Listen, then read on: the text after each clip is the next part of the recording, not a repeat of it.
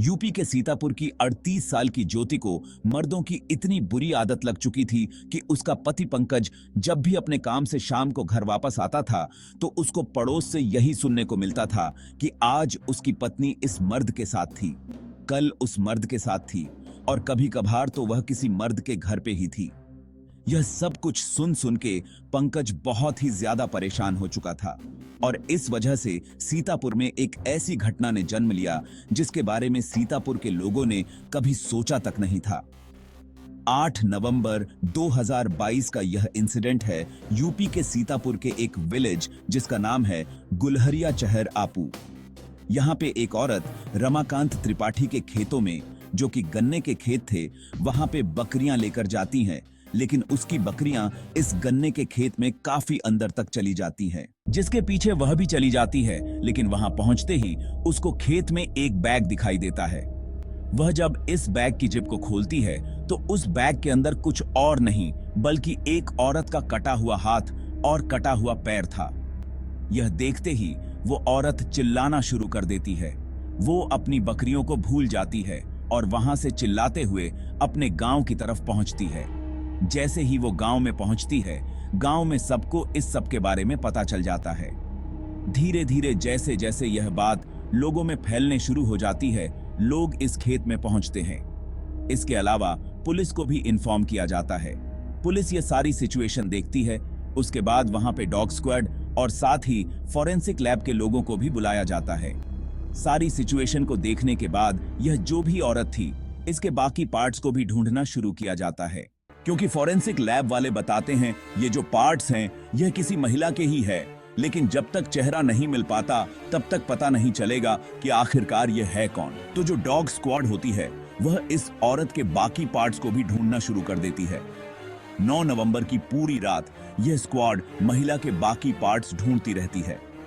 इस महिला का दूसरा हाथ, दूसरा पैर और धड़ भी मिल जाता है, लेकिन अभी तक जो चीज मिसिंग थी वह थी सबसे इंपॉर्टेंट, उसका सर, क्योंकि वहीं से पहचाना जा सकता था कि आखिरकार यह महिला है कौन।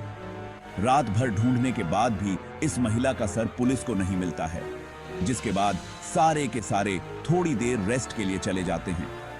फिर से वापस आके डॉग स्क्वाड इसको ढूंढना शुरू करती है और कड़ी मेहनत के बाद उनको सर मिल जाता है, क्योंकि ये जो फेस था इसको बहुत बुरी तरह से स्क्रैच कर दिया गया था, जिस वजह से यह जो भी महिला थी उसका फेस पहचाना ही ना जा सके। अब पुलिस फिर से फंस जाती है कि वो करें तो करें क्या, क्योंकि ये केस सब लोगों को पता चल चुका था। पूरे गांव में यह बात फैल चुकी थी, तो जल्दी से जल्दी इस केस को सॉल्व करना भी जरूरी था। अब यहाँ पे पुलिस एक स्केच आर्टिस्ट को बुलाती है, जो कि इस फेस के फीचर्स को देखते हुए एक फेस बनाते हैं, और जो फेस का स्केच वो बनाते हैं वो सारे के सारे मीडिया में दिया जाता है, बसेस में दिया जाता है। इनफैक्ट आसपास के जितने भी पुलिस स्टेशन थे सब में बांट दिया जाता है कि कहीं ना कहीं से इस महिला के बारे में कुछ पता चल सके। 9 और 10 नवंबर को ये सब कुछ हुआ, लेकिन उसके बाद लगभग अगले 9 से 10 दिन कोई इसका पता नहीं चल रहा था कि यह महिला है कौन। पुलिस भी बहुत बुरी तरह से थक चुकी थी और यह जो खून हुआ था यह अजीब एक परफेक्ट खून लग रहा था। कोई भी नहीं पहचान पा रहा था कि आखिरकार यह किया किसने है। लेकिन 10 दिन के बाद लगभग 20 नवंबर को कुछ होता है। एक मालती सिंह नाम की औरत रामपुर कला पुलिस स्टेशन में आती है, जो कि सीतापुर में ही लगता था, और जहां पे यह सब कुछ हुआ था वहां पे आके वो बताती है कि ये जो फोटो सोशल मीडिया पे दिखाया जा रहा है, बसेस में बांटा जा रहा है, वो उसकी बेटी है और उसका नाम ज्योति है, जिसकी उम्र 38 साल है।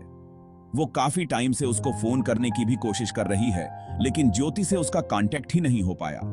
साथ ही वह ज्योति के हस्बैंड को भी कॉल करने की कोशिश कर रही थी, जिसका नाम था पंकज, लेकिन पंकज भी कॉल नहीं उठा रहा था।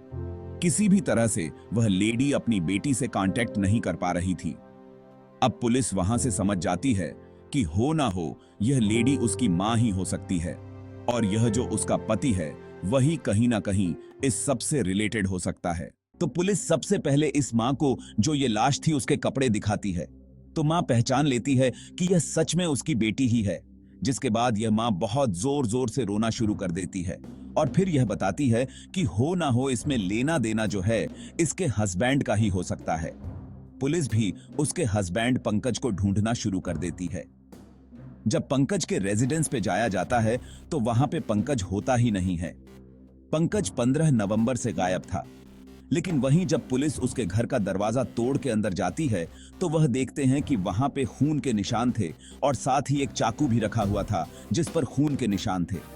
तो पुलिस समझ जाती है कि पंकज ने ही यह सब कुछ किया था। लेकिन अब सबसे बड़ी पहेली थी पंकज को ढूंढना, जिसके बाद पुलिस उसके फोन रिकॉर्ड्स को चेक करना शुरू कर देती है। उसका फोन कांटेक्ट जो था उसको ट्रेस करना शुरू किया जाता है और थोड़े ही टाइम में पंकज पकड़ा भी जाता है। अब जैसे ही पंकज से पुलिस पूछताछ करना शुरू करती है तो पंकज वहां पे रोने लग पड़ता है। लेकिन पुलिस इसके बाद स्ट्रिक्ट हो जाती है क्योंकि पुलिस को पता था कि यह जो कुछ भी किया है पंकज ने ही किया है। बस वह उसके मुंह से सुनना चाहते थे कि उसने किया क्यों है और किस तरह से किया है। तो पंकज ने उनको बताया कि पंकज एक मेडिकल स्टोर में काम करता था, जहां से जब भी वह शाम को वापस अपने घर पहुंचता था तो उसको पता चलता था कि उसकी जो वाइफ है वह कभी किसी मर्द के साथ रहती थी तो कभी किसी मर्द के साथ। इनफैक्ट इस एडिक्शन के साथ साथ उसको नशे की गोलियां खाने की आदत भी हो गई थी और इसी में उसको शुद्ध नहीं रहती थी कि वह उसका अपना कौन है और उसका पराया कौन है। इनफैक्ट यहां तक पंकज ने बताया कि वह लगभग घर से 8 से 10 दिन तक गायब रहती थी। जब भी वो ये टैबलेट्स खाती थी उसके बाद उसको कुछ पता नहीं होता था कि वह किस मर्द के घर पे है, कितने दिन वह वहां पर रह रही है और हर मर्द के साथ जाके वह शारीरिक संबंध बनाती थी। ये सब कुछ उसके लिए बहुत नॉर्मल हो गया था। ज्योति, जिसकी उम्र 38 साल थी, इसके पंकज के साथ 3 बच्चे थे जिसमें 2 लड़कियां थीं और 1 लड़का था। और इसी के चलते पंकज उसको समझाता भी रहता था कि सुधर जा, हमारे 3 बच्चे हैं, हमें उनका भी ध्यान रखना है। लेकिन ये जो लेडी थी ज्योति, इसको किसी भी चीज का ध्यान नहीं रहता था। इसको इन सब चीजों की एक तरह से लत लग चुकी थी और वह चाह के भी इन चीजों से मूव ऑन नहीं कर पा रही थी। तो पंकज के लाख समझाने पे भी जब ज्योति कंट्रोल में नहीं आ रही थी तो पंकज ने एक रात यह सब कुछ प्लान किया। उसने अपने तीनों बच्चों को उनके अंकल के घर भेज दिया। जब उसने अपने एक फ्रेंड को वहां पे बुलाया जिसका नाम था दजन पासी, पंकज ने दजन को अपने साथ बुलाया और उसके बाद उसने अपनी पत्नी का गला घोंट के उसकी जान ले ली। लेकिन फिर भी पंकज को शक था कि वह पकड़ा जाएगा, तो इसलिए उसने प्लान किया और उसने उसके सारे शरीर को 6 टुकड़ों में काट दिया।